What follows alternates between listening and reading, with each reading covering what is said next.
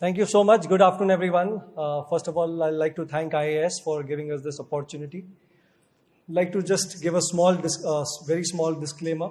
We are a SEBI registered research analyst house. Of course, we are invested in the idea that we are going to present, and if for some reason we are able to convince you and make you as biased as we are, we would still like you to do your own due diligence before you make any investment. Before I go to the idea, I think it's very important that I mention three key reasons or three key attributes of our style of investing, and which largely incorporates, the first is, that the most difficult thing to do is to keep things simple. So we try to find ideas which are very easy to understand in terms of businesses, and not just businesses, but even the jockey that is riding the business. The second most important point is, and Vihang gave a beautiful analogy in terms of the Bollywood movies. So I'll also like to give one analogy, is that या तो आप एक ऐसी movie में invest करें जहां आप 600 करोड़ रुपए लगा रहे हैं और आपका कलेक्शन 600 रुपए हो रहा है, and I'm talking about Kalki. And what we like to do is invest in movies like Stree 2, where we are investing just 50 crores but getting a 300 crore box office collection. So that is our kind of investment style. And third and foremost, whatever company we want to invest in, we try not to be a financial investor. Idea is कि जो journey है company की, which goes from having a single investor to having a group of investors, then small HNIs, large HNIs, PMS, EIF, mutual fund. This is the journey, and the journey happens by, of course, two things are very important. One is access to capital. Another is the promoter ambition. The promoter ambition is there. We help them have that access to capital, help the access to clients within their industries, have access to their supply chain, and idea is to give them as much support so that we can be along with them in that journey of being a micro cap to a mid cap and beyond. Now, the company that we are going to talk about is part of the metal segment. It's a metal consumable company. And before I tell you what company it is, this is just a brief snapshot of what has happened with the company over the past 12 months and what is going to happen over the next 3 years. So now, will you invest in a company? If I said, the return since IPO, which was in May last year, the return is 700%. The market cap is, I think, close to 500 crores now. When we were making the presentation, it was slightly below 500 crores. The trailing 12-month EPS growth has been 44%. But going forward for the next 3 years, the earnings CAGR is going to be in the range of 50% plus CAGR. Excellent ROEs and ROCs, 80% plus. They are at 100%. They are doing a lot of capex. It will dip, but over the next 3 years, you'll see that this goes back to 80% plus. The capacity is doubling. Their new unit, the utilization is at only 15%. And on FY26, 1 year forward earnings, the company trades at only at 12 times earnings. Again, before explaining what company it is, I like to always look at the addressable market that we are going to see and how this company is capturing that kind of addressable market. Now, the end user industry, which is, say, the steel manufacturers, over the coming decade or over the next 7-8 years, it will largely double in terms of the capacity, which is not really very exciting when we look at it, close to 5-6% kind of growth. But now this is the addressable market. So if you look at the line below, this is largely the opportunity size that the company had last year with its products. Say it was close to 1,000 crores in 2023. Over the decade, that goes to close to 3,000 crores. Now with capacity expansion, with addition of more products in their bouquet, what they have done beautifully is that they have increased their target market from 1,000 crores to 3,000. It goes from 4,000 to 10,000 crores. So suddenly over the next decade, the company has an addressable market of 4,000 crores, and last year they did revenue of only 100 crores. Now, how are you capturing this value chain and how are you trying to grab more market share? Now, if I have to talk about, say, one of their product, the primary product, which I mentioned that, last year they did some consumer primary product for this end user, and they used to charge X. With addition of these new products, the realization goes up by 8.5 times. Similarly, if you look at CRM, the products that they used to provide for this particular segment, the realization will go up 10 times. So these are just 4 examples how they are increasing their realization by catering to the same segment, but providing more and more components or materials or products within the same segment. And the most important thing, what problem are they solving? First and foremost, you have to realize that this company, the primary product is mere 0.1% of the entire cost that the steel manufacturer expenses. Now, with this addressable market share which is going to increase, this 0.1% goes to 0.5%. The product, what it does, it secures against thefts and accidents when the company is transporting their products. No one can remove the product. If they do remove, they'll have to do it by breaking the packaging, what they have. And that is the reason that it is a very essential element within the packaging space. So secured bundling and packaging is something that the company, you say, is their core competency. The second is cost of efficiency. Now, in a larger company, what happens is, for this particular segment, when you have additional labor, when you have additional tools, you have additional parts, you have to keep more inventory for this. They take care of this problem. They take care of the labor. They take care of the additional machinery that is going to be put for this. They take care of all the smaller tools. And because it's a smaller company, the turnaround is much, much faster in terms of what they need to purchase rather than going through 4 departments in a larger company. And as I mentioned, a steel manufacturer will want to focus on what their core product is, which is 100% focus, rather than focusing on something that is mere 0.1% or 0.5% of their entire cost. And lastly, something which is not really visible to us, but every manufacturer wants to be branding as their core forte. A commodity company like APL Apollo creates a brand, has been unseen over the past few decades. So what they also try to do, help companies build that brand and build that visibility by having their names printed on the products that they provide in terms of the packaging material. So, since it is not really visible or you'll not be able to see these products very often, these are some pictorial representations, and this is the first case study. The client is a global leader in metals and mining. These are the kind of products, we'll talk about the products later, but just a pictorial representation of how this company is adding value to this company. The second case study, again, a leading player in the steel industry. You can see how these are T-bars, U-T-bars and straight T-bars, and how the packaging is happening and how the branding is happening. And lastly, the third case study, where you'll see this is one of India's largest steel making company, a PSU, and this is the kind of packaging when it sends their products for exports. So our company is helping them build a brand by whatever little way they can. Now the company that we are going to talk about is Krishca Strapping. There's not a lot to explain, but we'll still mention what the journey has been. So till last year, the company's basic components were just straps and seals and small tools and accessories, which we did.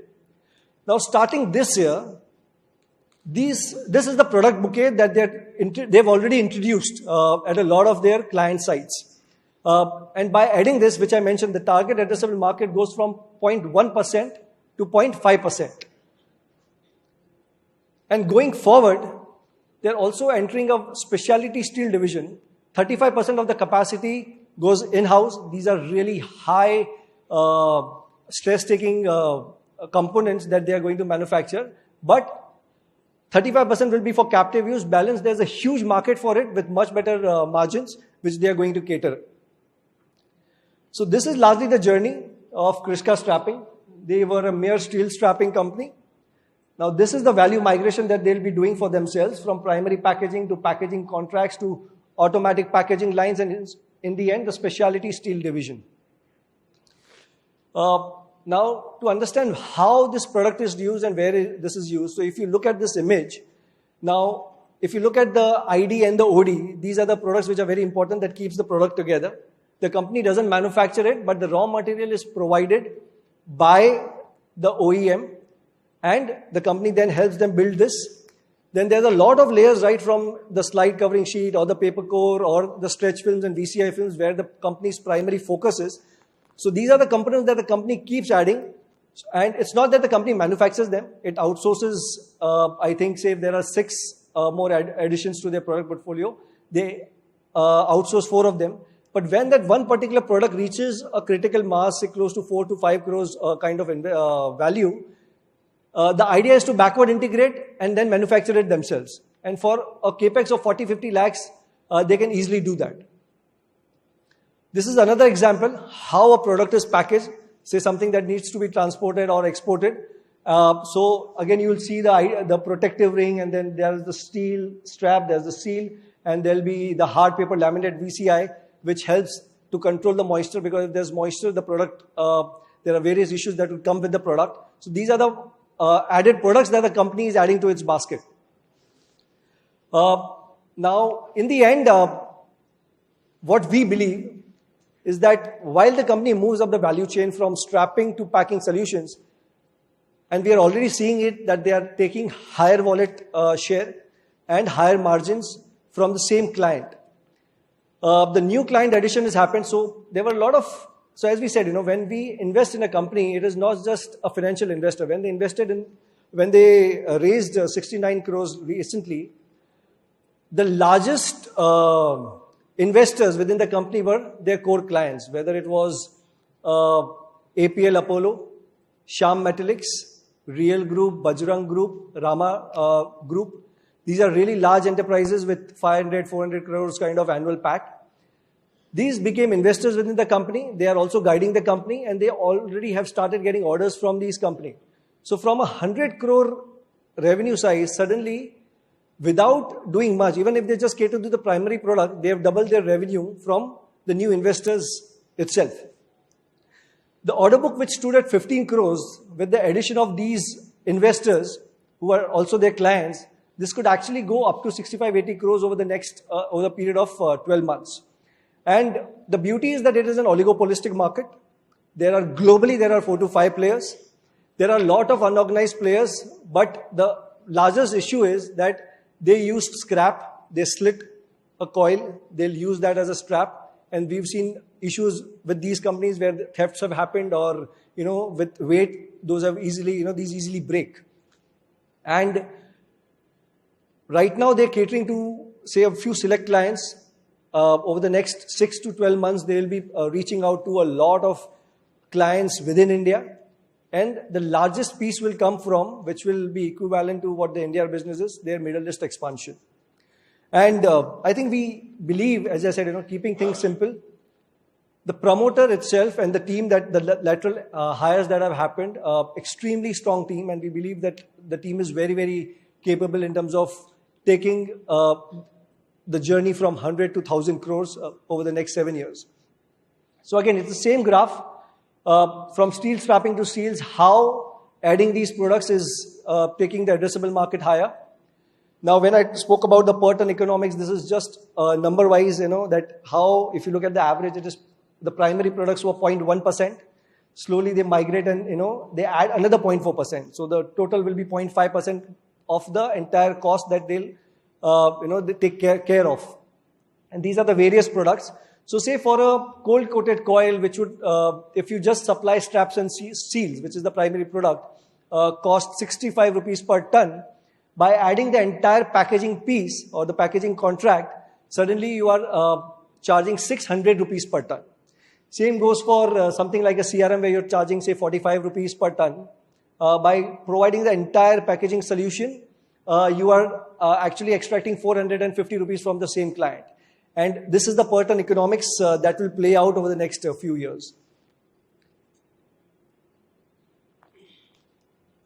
Again, just a brief snapshot on where they'll be using this, using the funds that they have raised for the capital. And as I mentioned, the key investors within this issue were some of the largest manufacturers in the country today.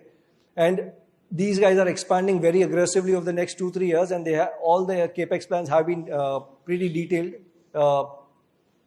Lastly, let's look at the pure comparison. As I mentioned, it's an oligopolistic market. Globally, there are 5 players. Signode, Grip are MNCs.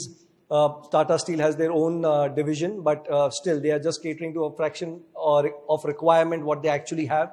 Then there's Walzen, and then there is Krishca. So this is how the revenue mix has changed over the past 3 to 4 years. Our sense is that you'll see even more dramatic change in terms of mix over the next 3 to 4 years. And this is the potential revenue mix change where E means export and D means domestic. And you see how packaging contracts, which is a small portion, will become a sizable piece over the next 2 to 3 years. Lastly, the reason they raised this capital was having a cold roll mill, which was take the largest piece of the entire pref money, and setting up a Middle East strapping plant. Now, Middle East is already the company's largest export market. Middle East also lacks local strap manufacturers, and they, over the next 3 to 5 years, they have an upcoming 15 million metric ton per annum capacities, which provides a massive opportunity. And such capacity, as I mentioned, implies 20,000 metric ton of annual strap requirement. So they'll be setting up a plant there, which I think adds almost, if whatever revenue they generate in FY25, I think they'll add similar base in Middle East as well. This has been their journey since FY20. If you look at, it started very small in FY20 to an extent where in 2 years after they started the company, they thought they might have to close down the company because they didn't have enough capital, they did not have enough contracts, they did not have enough clients to cater to the products that they were trying to develop. What changed was one single contract. We have a very detailed video with the promoter on our YouTube handle as well. He has beautifully described his journey. And lastly, our thesis. We believe that the revenues can grow 10 times over the next 7 years from 100 crores to 1,000 crores. This journey is very much possible within this company. The earnings CAGR, as I mentioned in the first slide, looks really, really impressive. And profitability can potentially go up 3 times over the next 2 to 3 years. So that is our idea, Krishca Strapping. Thank you for listening to us patiently. And as Ishmoit will say, always inward. Always inward. These are the 3 key risks which comes with any business that we try to run, which is execution, the working capital plus financing, and largely the cyclicality of the end user industry. Thank you so much.